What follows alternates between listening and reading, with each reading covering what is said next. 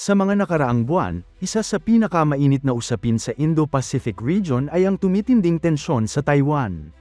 Pero ang tanong ng marami, kapag ba sumiklab ang gyera sa pagitan ng China at Taiwan, mapipilitan bang makisali ang Pilipinas? At mas matinding tanong pa, ipagtatanggol nga ba ng Pilipinas ang Taiwan sakaling salakayin ito ng China? At kung oo, ano ang dahilan?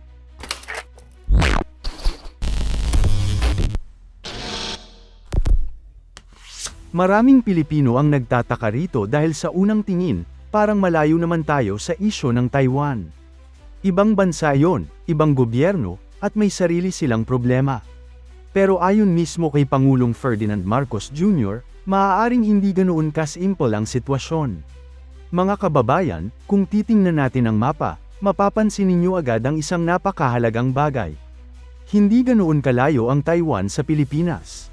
Sa katunayan, ang pinakahilagang bahagi ng Luzon, lalo na ang Batanes at iba pang bahagi ng Northern Luzon, ay napakalapit sa Taiwan. Sa totoong distansya, may mga lugar na halos ilang daang kilometro lang ang pagitan. Sa panahon ng modernong missile technology, fighter jets, drones, at long-range weapons, napakaliit na distansya na niyan. Ibig sabihin, kung magkaroon ng malaking military conflict sa Taiwan, hindi pwedeng sabihin ng Pilipinas na wala tayong pakialam dahil nasa tabi lang natin ang posibleng gyera. Ito mismo ang punto ni Pangulong Marcos. Ayon sa kanya, kung magkakaroon ng kaguluhan sa Taiwan, hindi maiiwasan na maapektuhan ang Pilipinas dahil sa ating geographical location.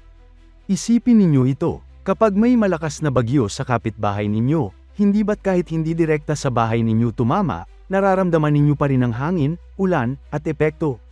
Ganyan din ang sitwasyon sa posibleng Taiwan conflict.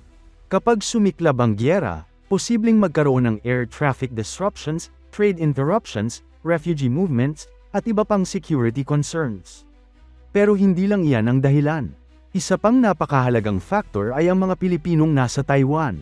Sa kasalukuyan, may halos 200,000 Filipino nationals na naninirahan at nagtatrabaho sa Taiwan. Marami sa kanila ay OFWs na nagtatrabaho sa factories, healthcare facilities, at iba't ibang industriya. Ngayon isipin ninyo ito, kapag nagkaroon ng gyera, ano ang mangyayari sa kanila? Sino ang magliligtas sa kanila? Sino ang mag-e-evacuate sa kanila? Sino ang sisiguro sa kanilang kaligtasan? Natural lamang na responsibilidad ng gobyerno ng Pilipinas na protektahan ang kapakanan ng mga Pilipino saan man sila naroroon sa mundo. Kaya kung magkakaroon man ng involvement ang Pilipinas sa Taiwan crisis, hindi agad ibig sabihin na sasabak tayo sa labanan para makipagdigma. Posibleng ang unang concern ay humanitarian operations at rescue missions para sa mga kababayan natin. At dito nagiging mas komplikado ang usapin. Dahil kapag nagpadala ka ng rescue ships, evacuation aircraft, o humanitarian assistance sa lugar na may military conflict, maaaring magkaroon ng malaking operational risks. Pero malinaw din ang naging pahayag ni Pangulong Marcos. Sinabi niya na hindi gusto ng Pilipinas ang anumang gyera. Inulit niya na ang bansa ay walang intensyong makisali sa anumang military action na may hostile purpose. Sa simpleng salita, ayaw ng Pilipinas ng gulo. Ayaw ng Pilipinas ng gyera. At ayaw ng Pilipinas na maging battlefield ng mga malalaking bansa. Mahalagang maintindihan yan dahil may mga tao agad na nag-aakala na kapag nagsalita ang gobyerno tungkol sa Taiwan issue, automatic na kampi agad tayo sa isang panig. Hindi ganoon kasimple ang international diplomacy. Sa katunayan, muling pinagtibay ni Marcos ang tinatawag na One China Policy. Ano ba ang ibig sabihin nito? Sa ilalim ng One China Policy, kinikilala ng Pilipinas ang People's Republic of China bilang lehitimong gobyerno ng China habang pinananatili ang limitadong relasyon sa Taiwan. Ibig sabihin, opisyal na hindi kinikilala ng Pilipinas ang Taiwan bilang hiwalay na estado.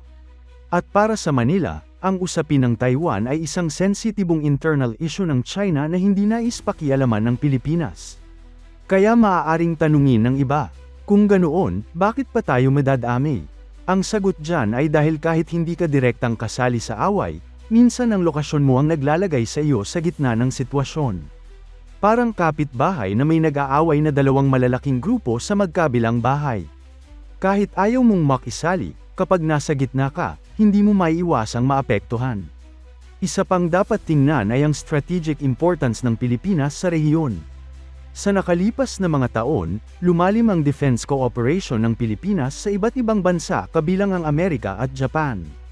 May mga military agreements, joint exercises, at security partnerships na ginagawa. Kaya kapag may malaking regional conflict, natural na may mga bansang titingin sa geographic position ng Pilipinas. Lalo na ang Northern Luzon. Dahil sa lokasyon nito, mahalagang bahagi ito ng tinatawag na First Island Chain sa Indo-Pacific region. Ang First Island Chain ay isang strategic line ng mga isla na mahalaga sa military planning sa rehiyon. At dito pumapasok ang isa pang sensitibong issue.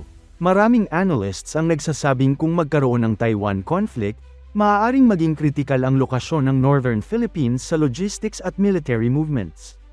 Pero kahit may mga ganitong usapan, hindi nangangahulugan na handang sumabak ang Pilipinas sa gyera.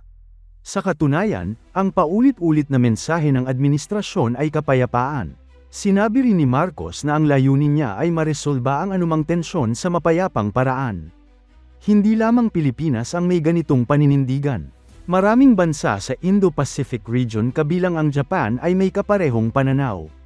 Dahil alam ng lahat ang magiging epekto ng isang malaking gyera sa Taiwan.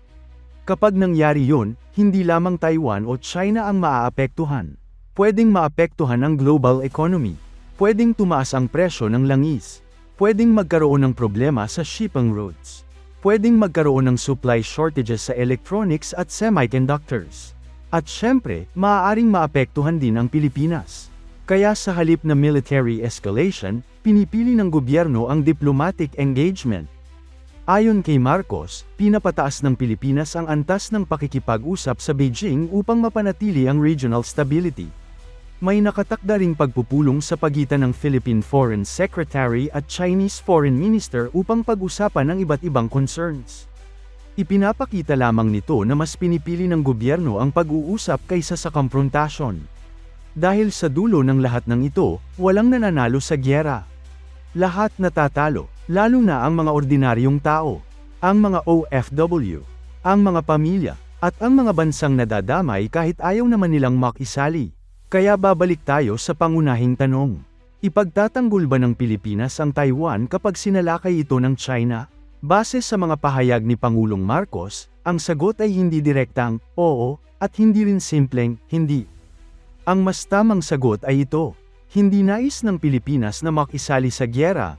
Ngunit dahil sa ating lokasyon, sa presensya ng libu-libong OFW sa Taiwan, at sa epekto nito sa ating pambansang seguridad, maaaring hindi rin natin ganap na maiwasan ang mga epekto ng anumang magiging conflict. At iyan ang realidad ng geopolitics. Minsan hindi ikaw ang naghahanap ng problema. Minsan ang problema ang lumalapit sa iyo dahil sa lugar kung nasaan ka. At habang patuloy na umiinit ang sitwasyon sa Indo-Pacific, ang pinakamahalagang tanong ngayon ay hindi lamang kung sasali ba ang Pilipinas sa gyera. Ang mas mahalagang tanong ay, paano mapapanatili ng Pilipinas ang kapayapaan habang pinoprotektahan ang interes ng bansa at ng mga Pilipino? Dahil sa huli, ang pinakamalaking tagumpay ay hindi ang manalo sa gyera, kundi ang maiwasan itong mangyari.